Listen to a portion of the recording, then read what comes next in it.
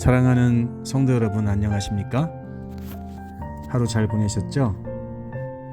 이번 주에 하나님이 주시는 말씀의 은혜가 참 축복이 되는 것 같습니다. 여러분 계속해서 말씀의 축복을 더해 가시는 하나님의 놀라운 은혜 경험하시는 아름다운 저녁이 됐으면 좋겠습니다. 오늘의 말씀의 주제는 계시된 말씀입니다. 찬양사역팀의 정기업 집사님께서 낭독해 주셨습니다. 감사합니다. 이 말씀 듣는 동안에 하나님의 특별하신 개입하심으로 여러분의 심령에 성령의 사랑의 음성 들려오시게 되기를 간절히 바랍니다. 자, 그럼 시작합니다.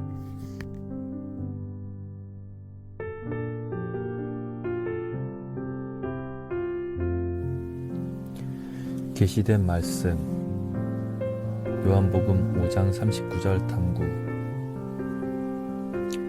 계시된 말씀을 접할 때 우리는 먼저 하나님은 어떤 방식으로 자신을 나타내셨는가라는 질문에 답해야 할 것이다.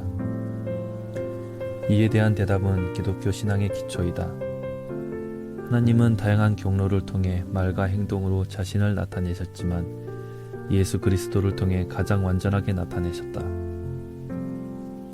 하나님의 분명한 의도는 이 계시를 통해 인간이 그분을 알게 되고 구원의 관계에 들어가 그분과 영원한 교제를 맺게 되는 것이다.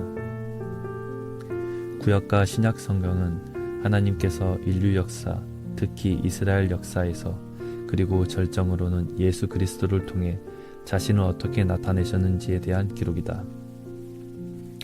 이 신성한 계시가 없다면 인류는 하나님의 실제 품성을 알지 못하고 죄와 죄책으로 인해 하나님으로부터 멀어져 멸망했을 것이다. 이처럼 성경에는 하나님의 영감받은 말씀이 담겨 있으므로 하나님의 말씀이라고 불러야 마땅하다. 하나님의 말씀의 목적은 우리에게 정보를 주고 예수님을 드러내는 것이다. 예수님은 요한복음 5장 39절에서 너희는 성경에 영생이 담겨 있다고 믿기 때문에 성경을 연구하는데 그것들은 다 나를 증언하는 것이다 라고 말씀하셨다. 이 중요한 구절에는 하나님의 말씀이 예수로 말미암아 계시된다는 점을 강조한다. 역사적 신학적 배경. 요한복음의 기록은 1세기, 즉 서기 70년에서 90년으로 거슬러 올라간다. 이 시기는 문학적 영향이 혼합된 시기이다. 로마 통치하에 유대 종교 지도자들과 예수의 추종자들 사이에는 긴장감이 존재했다. 요한복음 5장 39절에 나오는 예수님의 말씀은 모세오경, 선지서, 종교적 간섭을 궁극적인 권위로 여기는 유대 종교자들의 이해에 이의를 제기했다. 그에 반해 예수님은 지도자들의 초점을 하나님의 최고의 계시이신 자신에게로 돌리셨다. 요한복음에는 예수님과 그분의 권위와 정체성에 의문을 제기하는 종교 지도자들 사이의 대화가 기록되어 있다. 예수님은 성경이 그분에 대해 이야기하므로 그들이 영생을 얻기 위해 성경을 연구해야 한다고 말씀하시면서 성경에 대한 그들의 이해에 도전하셨다.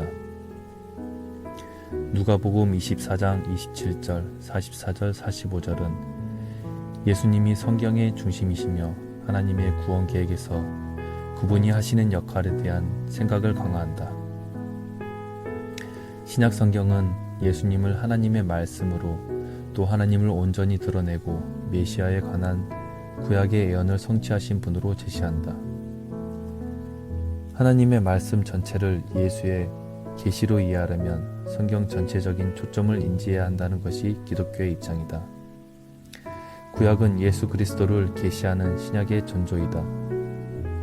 하나님의 구속 계획은 창세기부터 요한계시록까지 성경 전반에 걸쳐 계시되어 있다. 하나님의 말씀은 도덕이나 이야기의 모음집이 아니라 예수 그리스도를 세상의 구주로 강조하는 일관된 이야기이다. 요한복음 1장 1절에서 14절은 세상이 시작된 이래로 존재하시고 육신을 입으시어 우리 가운데 거하시는 하나님의 영원한 말씀으로 묘사한다. 이는 예수의 신성과 창조와 구원에서 그분의 역할을 강조한다. 히브리서 4장 12절에는 말씀이 사람의 생각과 동기를 분별하는 강력한 생명이라고 묘사한다. 말씀은 변혁과 변화에 영감을 불어넣는다. 요한복음 5장 39절과 성경의 다른 구절은 말씀을 하나님의 목적과 성품을 드러내는 역동적이고 신성한 능력으로 묘사한다. 요한복음 5장 39절의 신학적 의미. 요한복음 5장 39절은 하나님의 말씀이신 분이 기록된 말씀보다 더 크다고 말한다. 이는 하나님의 구원 계획을 전달하는 사자로서 예수님의 신성한 본성을 상징한다. 예수님은 교사나 선지자 그 이상이시다. 그분은 인류를 위한 하나님의 기별을 구현하셨다. 이 개념은 우리가 예수님과 그분의 가르침을 이해하는 데 도움이 되는 구약 성경의 중요성을 강조한다. 성경은 종교 지도자들에게 성경 기별의 궁극적인 성취인 예수를 믿으라고 요구한다. 하나님의 말씀은 우리를 변화시켜 영적인 성장과 순종, 그리고 더욱 그분을 닮아가게 할 수 있다. 요한복음 5장 39절은 예수님의 권위에 도전한 유대 지도자들에 대한 예수님의 반응이다. 이 구절은 예수께서 그들에게 설명하신 성경의 목적을 강조한다. 너희가 성경에서 영생을 얻는 줄 생각하고 성경을 연구하거니와 이 성경이 곧 내게 대하여 증언하는 것이니라. 그들은 성경을 연구함으로써 영생에 이르는 길을 발견할 수 있다고 믿었다. 그러나 예수께서는 성경은 영생의 길이신 그분에 대해 증언하기 위한 것이라고 분명히 밝히셨다. 이 구절의 의미를 이해하려면 문맥을 이해해야 한다. 이 구절의 앞 구절에는 예수께서 한 사람을 고치신 일에 대해 기록한다. 이 사람은 38년 동안 장애를 지니고 있었다. 병 고침은 안식일에 이루어졌는데 유대 지도자들은 예수의 권위에 의문을 제기했다. 예수께서는 자신이 하나님의 아들로서 권세를 지니고 있다고 그들에게 말씀하셨다. 39절에서 예수께서는 성경이 단순히 읽기 위해 존재하는 것이 아니라 사람들을 자신에게로 인도하기 위해 존재한다고 설명하셨다. 성경은 그분을 중심으로 하여 그분의 존재를 증언한다. 그것들은 그분의 정체성과 그분이 하러 오신 일에 대한 증거이다. 이 구절은 우리가 성경을 이해하는 데 필수적인 의미를 담고 있다. 성경은 단지 역사적 기록이나 시를 모아놓은 것 이상이다. 성경은 예수 그리스도를 통한 하나님의 구원 계획에 대한 하나님의 계시이다. 성경을 연구할 때 우리는 예수님에 대한 증언과 그분의 십자가 구속 사역을 연구해야 한다. 우리는 오직 그분의 힘입어서만 영생을 얻을 수 있다. 우리는 그리스도 중심의 관점으로 하나님의 말씀을 연구해야 한다. 각 구절, 이야기, 가르침을 읽어서 그것이 예수님과 어떤 관련이 있는지 이해해야 한다. 이삭을 희생하려는 아브라함의 의지를 읽으면서 우리는 하나님께서 우리를 위한 자기 아들의 희생을 기꺼이 기뻐하셨음을 알 수 있다. 우리는 시편을 읽으면서 십자가에 직면하시는 그분의 감정과 투쟁을 엿볼 수 있다. 우리는 하나님의 말씀을 연구하고 실천해야 한다. 하나님의 말씀은 우리에게 정보를 주고 우리를 변화시킨다. 우리는 말씀에서 예수님을 만날 때 예수님의 사랑과 은혜와 진리로 변화될 수 있다. 우리는 그분의 성품과 사명을 반영하는 삶을 살기 위해 노력해야 한다. 엘렌 G. 화이트는 성경이 예수 그리스도를 증언한다고 단언한다. 구약 성경은 그리스도를 계시하며 우리에게 그분의 특권에 대한 지식을 제공한다. 화이트는 예수 그리스도를 이해하려면 성경을 탐구해야 한다고 힘주어 말한다. 각 시대의 대쟁투에서 엘렌 G. 화이트는 성경이 단지 학자들을 위해 기록된 것이 아니라 일반 사람들을 위해 기록되었다고 분명히 말한다. 구원에 필요한 진리들은 한낮이 되면서 더욱 분명해진다. 하나님께서 계시하신 뜻 대신 자신의 판단을 따르지 않는 한 어느 누구도 실수하거나 길을 잃지 않을 것이다. 예수님의 교훈들을 전파하기 위해 하나님의 말씀을 사용하라. 그것은 사람들의 삶을 변화시키고 전 세계에 희망을 줄 수 있다. 요한복음 5장 39절의 선교적 의미. 선교학적 관점에서 요한복음 5장 39절은 예수님의 핵심 역할과 전도를 통한 말씀 전파의 중요성을 강조한다. 이 구절은 다른 권위를 예수 위에 두는 종교적 관행에 도전한다. 이는 초점의 변화를 요구하며 우리에게 성경을 연구할 때 예수님을 하나님의 참된 계시로 보도록 촉구한다. 사도행전 4장 12절과 로마서 10장 14절 15절은 선교 사업에 대한 이 개념의 의미를 강조하는 또 다른 성경 구절들이다. 이 구절들은 예수님을 구원의 유일한 수단으로 선포하는 것의 중요성을 강조한다. 그러나 요한복음 5장 39절은 모든 그리스도인들에게 예수를 배경에 관계없이 하나님의 은혜와 진리와 구원을 계시하는 하나님의 말씀으로 선포하라고 요구한다. 이 구절은 신자들이 성경을 읽고 그것이 예수님을 가리키는 방식을 인식하도록 격려한다. 그리스도인들이 성경을 이해하고 예수님을 성경의 중심으로 인식하고 이 계시를 다른 사람과 공유할 수 있도록 준비시키고 제자화하는 것은 필수적이다. 선교학적 관점에서 요한복음 5장 39절은 예수님의 메시지와 전도에서 그분의 역할이 중요하다고 강조한다. 이는 예수 위에 다른 권위를 두는 종교체제와 전통의 정면으로 맞선다. 이는 성경을 검토하고 하나님의 궁극적인 계시이신 예수님을 만나기 위해 초점의 전환을 요구한다. 신자들이 이 지식을 갖추게 되면 그들은 계시를 공유하고 다른 사람들이 성경을 더 잘 이해하도록 이끌 수 있다. 결론. 성경은 전통적인 신앙 체계에 도전하고 예수께 초점을 맞춘다. 역사적 맥락을 이해하면 그분의 가르침을 더 쉽게 이해할 수 있다. 관련 구절을 연구하는 것은 우리가 하나님의 말씀이신 분을 이해하는 데 도움이 되며 그 구절들을 예수의 신성한 본성을 강조하고 있다. 하나님의 말씀은 예수 그리스도를 계시한다. 그것은 오래된 글들의 모음 그 이상이다. 하나님의 말씀은 그리스도 중심의 관점으로 접근해야 하며 그 말씀을 통해 예수 만나기를 추구해야 한다. 그리스도의 가르침을 우리의 일상에서 적용하고 그 가르침이 우리를 변화시키도록 해야 한다.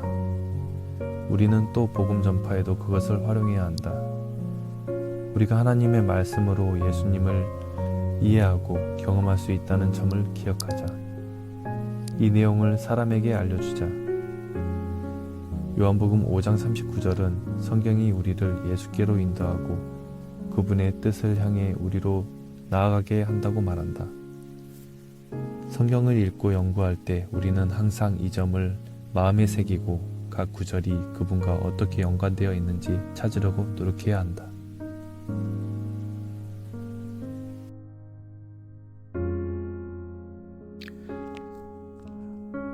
은혜 많이 받으셨나요? 자, 이제 개인적 묵상과 기도의 시간입니다. 먼저 개인의 묵상에 대한 두 가지 주제를 드리겠습니다. 첫째는 요한복음 5장 39절을 우리의 선교 방법과 관련하여 생각해 본 적이 있는가 한번 생각해 보는 것입니다.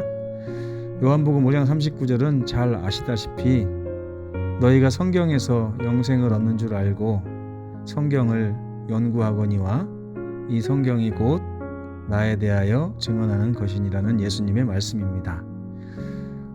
이 말씀을 한번 깊이 개인적으로 묵상해 보시면 좋겠고요. 두 번째는 오늘 다른 사람을 격려하기 위해 말씀을 어떻게 우리가 사용할 수 있을까? 한번 또 생각해 보고 묵상해 보면 좋겠습니다. 잠시 1분 정도 묵상해 보겠습니다.